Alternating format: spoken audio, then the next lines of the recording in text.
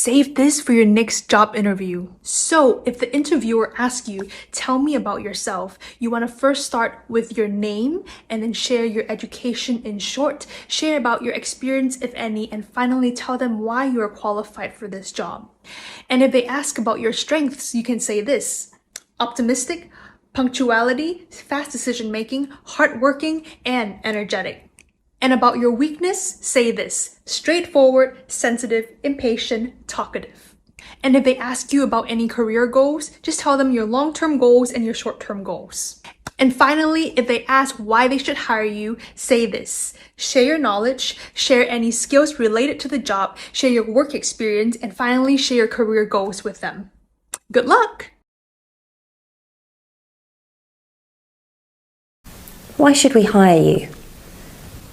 I believe you should hire me for 4 reasons. The first reason is I have the skills, the qualities and the experience to match the job description. So you will be hiring someone who is ready-made for this role. The second reason why you should hire me is because I am a fast learner and I need little supervision. So I will come into the role, I will immediately add value, and I will always focus on achieving my team's objectives. The third reason why you should hire me is because I always go above and beyond what is expected in my work, and I will get more work done than the average person. Finally, the fourth reason why you should hire me is because I am a high achiever who has a track record of success, and I am confident you will see a positive return on your investment. How to answer the most irritating interview question ever. Why should we hire you?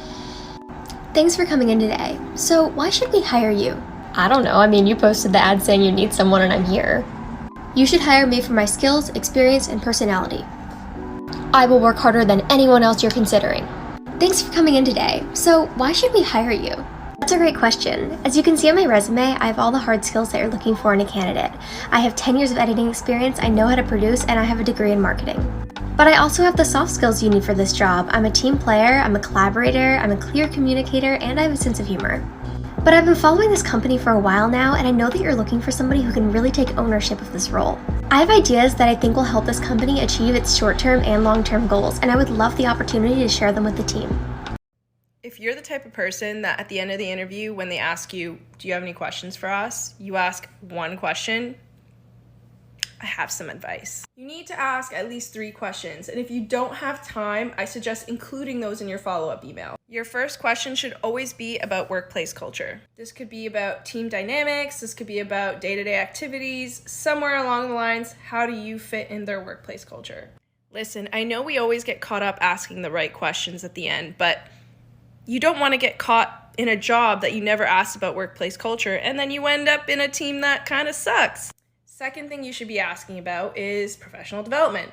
Whether you have a certification or not, you need to have an idea of what you want to do in that position and how you want to grow. If you already have a certification or, certified skills, connect those two. Connect how you can use that not only in the role, but how you can enhance them in that role. And for the grand finale question, always ask the interviewers about them. People love talking about themselves. And you just talked about yourself for an hour. Give them some time. Ask them about what projects they're working on. Ask them about their experience in the role. These things sound obvious, but people forget to ask these questions. This one will 100% help them remember you. If you don't get a chance to mention all 3 questions in your interview, just say, I have a couple more follow-up questions. I'm cognizant of time. I'll include them in my follow-up email if that's okay. Also a great segue to mentioning you're going to follow up. Good luck. Tell me about yourself. Well, first of all, thank you very much for giving me the opportunity to be interviewed for this call centre position today. I would describe myself as somebody who is very positive. I am conscientious in my work. I am hardworking and I am resilient, so I can deal with difficult scenarios as and when required. Before I applied for this call centre job, I spent some time reading the job description to make sure that I had the necessary skills and qualities to carry out my duties to the standards that you would expect. I am professional, I am a strong communicator, and I am able to always follow rules and procedures. I would also describe myself as somebody who is a fast learner. I am confident I will be able to get through lots of calls during the working day, and I will always meet call handling targets. I also have previous experience in customer-facing roles, and I think that gives me an advantage in this call center position. Outside of work, I keep myself fit and active, which helps me to maintain concentration levels whilst I am at work. So if you hire me, I will always be reliable, I will be flexible and adaptable, and I will always act as a positive role model for the company whenever I am answering calls. Want to stand out in an interview? Here are the top 5 soft skills that will impress the hiring manager, with examples. Teamwork. When a project deadline moved forward by a week, I stepped in to reallocate priorities and encourage collaboration on tasks. I made sure we celebrated each milestone and we delivered ahead of schedule. Problem solving. When we struggled with customer retention, I designed and implemented a new strategy that reversed our declining numbers. Communication. I had to tell the team that a big project had fallen through, and knowing they'd be disappointed, I demonstrated empathy and acknowledged how they all felt. They really appreciated that, and morale stayed high. Adaptability. As a consultant, I worked on 3 projects in completely different teams, so I had to quickly adapt to new environment, and I did this by focusing on connecting with people, understanding processes, and having an open mind. Critical thinking. I carefully analyzed customer complaint data, and based on insights, I developed a new training session for employees. After a year, our customer complaints had decreased by 30%. Are you answering this question wrong in a job interview? And one last question, what is your desired salary for the role? Be careful here for 2 reasons. 1, your biggest opportunity to make more money and to set yourself up for negotiations later starts here. And 2, you don't want to undercut yourself.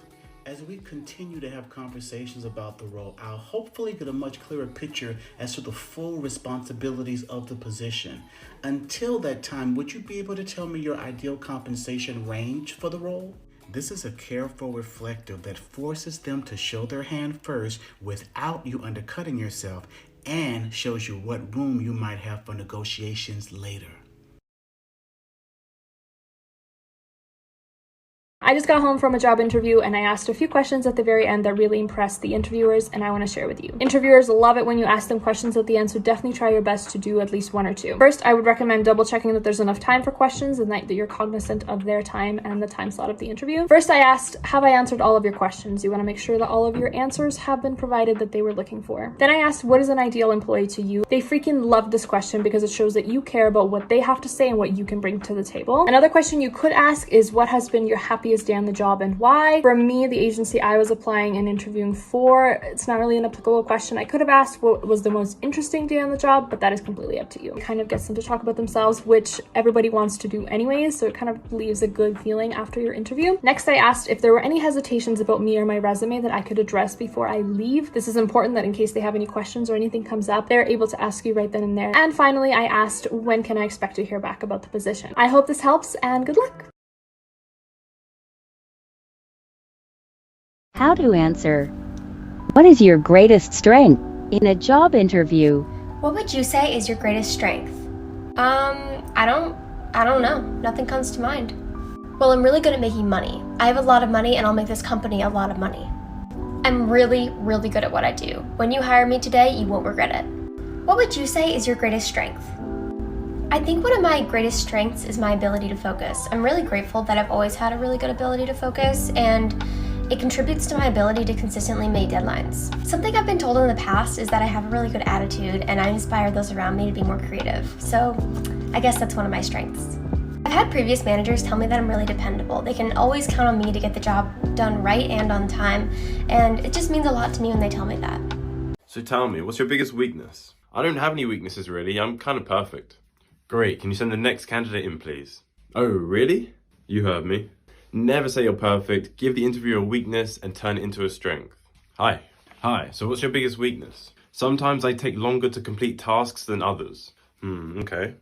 This is because I care about the quality of my work and I always pay close attention to detail to make sure tasks are finished to the best of my ability. Okay, I like it, you've got the job. Phew, good thing I followed temper time. I'm going to tell you the best thing you could do to be successful in your job interviews. I'm an interview coach, and this has worked for me, this has worked for my clients, and if implemented properly, it's pretty much a guarantee. So the first thing you're going to do is check out my other videos on how to answer tell me about yourself and, what's your greatest weakness. And send me a follow if you want even more interview tips. The best thing you can do is demonstrate your level of adaptability and coachability. It sounds pretty simple, but I'm going to tell you why it's not. So if you're looking for a new job, you're either looking for a promotion, different workplace culture, new industry, or even just pivoting careers. Being coachable and adaptable are extremely important for all 4 types of scenarios. And you need to be able to explain why your previous roles or experiences and the skills that you've built are transferable to the one you're interviewing for. Make sure to emphasize it in your tell me about yourself, as well as include some action verbs under coachability and adaptability, and you're good to go. Interview tip number 1 is to make sure you create a positive first impression right at the very start of your job interview. How do you do that? Well, when you walk into the interview room, make sure you knock before you enter. This demonstrates good manners. Then stand tall and smile, and make sure you say hello to the interviewer and offer a firm handshake. Make sure you look them in the eye, and then do not sit down in the interview chair until invited to do so. So all of these things will help you to create a positive first impression. Interview tip number 2. This is another really important tip. Make sure you prepare your answer to the interview question, tell me about yourself. My advice is to use the SEAT format. S-E-A-T. Now, S stands for the skills and qualities you have that are a match for the job you have applied for. E is the educational qualifications and any experience you have that is relevant to the role. A stands for any achievements of significance you have gained in your life so far. And that can be your personal life, or better still, in your work life. And then finally, you tell the interviewer the type of person you are and what you will do in the role if they hire you. So let me now give you a brilliant English example answer to that first interview question. Tell me about yourself. Tell me about yourself. Well, thank you for giving me the opportunity to be interviewed for this position with your company today. My name is Richard, and I already have the skills and qualities to match the job description. I am a strong communicator, an excellent collaborator who can work with anyone in a team, and I will always provide outstanding customer service which will help you retain customers and also increase sales. I have a track record of achievement in previous roles. For example, in my last job, I was often praised by my manager for my strong work ethic, my reliability and flexibility, and also my willingness to do tasks that were outside of my job description. Now, if you hire me, I will always be a positive role model for the company. I will need minimal supervision and monitoring, and I will always take ownership of my ongoing professional development, so you always have a high-performing member of your team.